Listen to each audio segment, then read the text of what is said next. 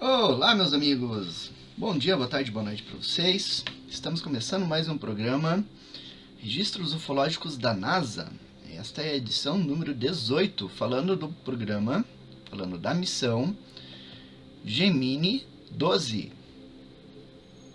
Mas antes de a gente conhecer, saber quais são os registros ufológicos desta missão, se inscreve no nosso canal, deixa o likezinho, ativa o sininho, né, para receber as notificações e ficar sempre atualizado com o que a gente produz e publica aqui no nosso canal.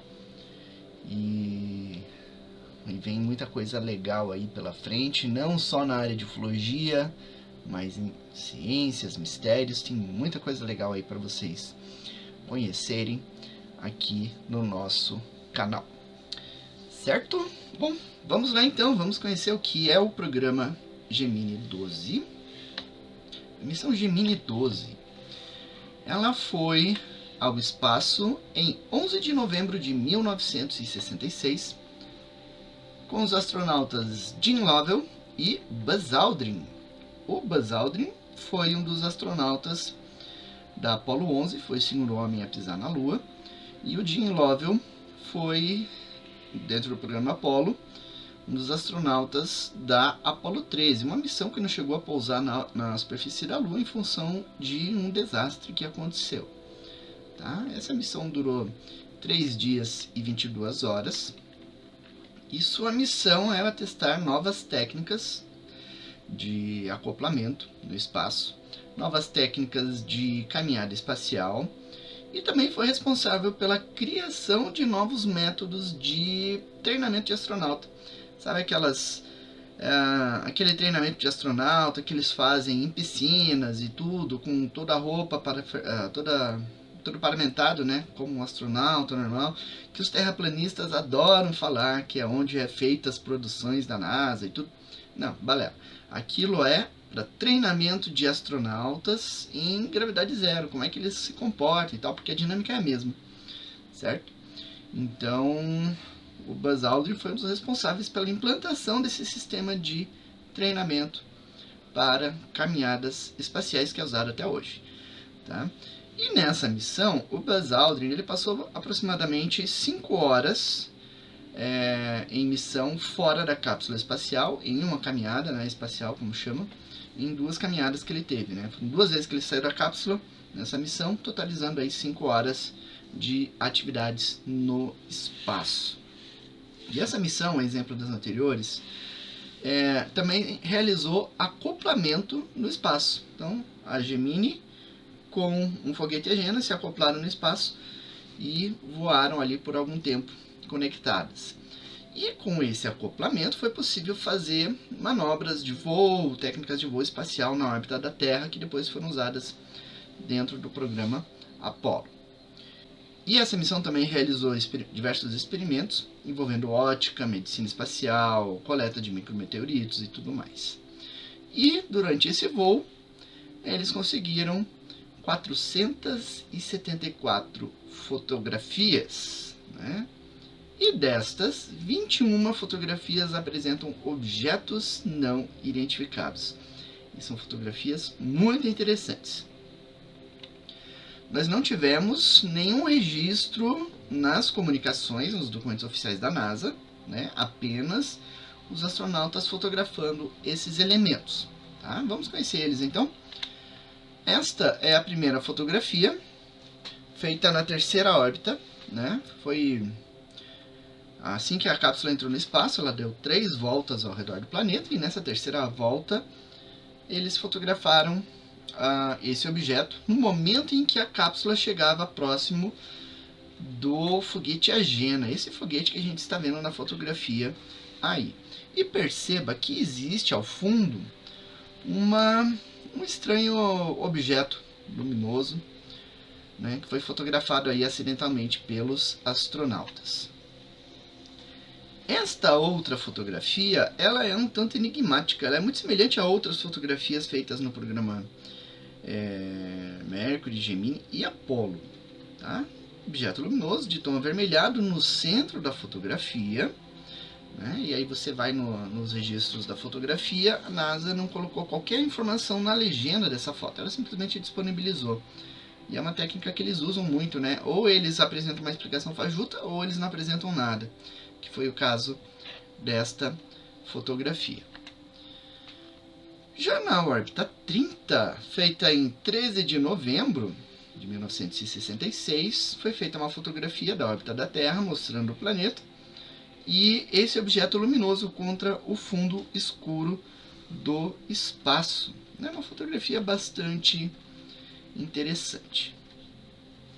Aqui nós temos outro objeto, essa foto foi feita também na órbita 13, em 12 de novembro. É uma fotografia já conhecida no meio ufológico há décadas, né? Desde a época em que a missão ocorreu, uma fotografia que vazou. E o que pouca gente sabe é que ela é parte de uma sequência. Então essa é a primeira fotografia, e logo em seguida o astronauta fez outra fotografia, onde a gente também vê um objeto luminoso ligeiramente diferente. Talvez seja o mesmo objeto, de forma mais afastada, com algum tipo de brilho, ou talvez seja um outro objeto, né, também nas proximidades da cápsula. E como é que eu sei que foi feita logo em seguida? Porque durante o voo espacial, a superfície do planeta vai mudando, né? Então, como eles se deslocam em alta velocidade, o que você vê na superfície já logo fica para trás. É como você viajando num avião, você olha para baixo e aquele cenário vai ficando para trás, né? Mesma coisa no voo espacial. Então a gente tem este elemento aqui na parte de baixo, que também aparece na outra fotografia, que é esta fotografia aqui. Tá? Então perceba que o objeto ele mudou ligeiramente a posição e está ali registrado na fotografia. Tá? Aqui nós temos outra fotografia bastante interessante, feita na órbita 32. Esta fotografia é o começo de uma sequência de fotos muito interessante. Você vê 3 objetos, você vê ao fundo ali o pôr do sol, né, uma área iluminada, e a cápsula já está num ambiente sem iluminação, onde o sol já não ilumina, está sobrevoando uma área onde é noite. E ali nós temos 3 objetos luminosos. Tá? A legenda da foto não informa o que seriam esses 3 objetos, ela simplesmente informa que é uma fotografia feita quando já não havia sol, né? A cápsula entrando no lado escuro, não iluminado do planeta. O que nós temos aí então é uma sequência de várias fotografias. Então você vê essas 3 primeiras imagens, esses 3 primeiros objetos luminosos. Aqui você já vê a segunda fotografia, você ainda vê 3 objetos luminosos. Só que perceba, vou voltar aqui na primeira fotografia. Compare com a posição desta segunda fotografia. Tá? Existe uma leve diferença na posição dessas 3 luzes. E aí você tem novas fotos. Tá? Novamente 3 objetos luminosos. Agora você tem 2 objetos luminosos. Um dos objetos desapareceu. Tá? Ali novamente 2 objetos luminosos, e aqui você já tem vários outros objetos luminosos. Você tem 2 objetos de tom esverdeado e 3 objetos de tom mais avermelhado. Tá? Essas outras 2 luzes no lado esquerdo eu suponho que sejam reflexos, certo? Porque esse objeto visualmente ele era muito grande para os astronautas. Como é que eu sei que era muito grande? Se você olhar ao fundo, acima do limbo do planeta, o limbo é aquela parte iluminada ainda do planeta, tá? Repare que você tem algo luminoso, certo?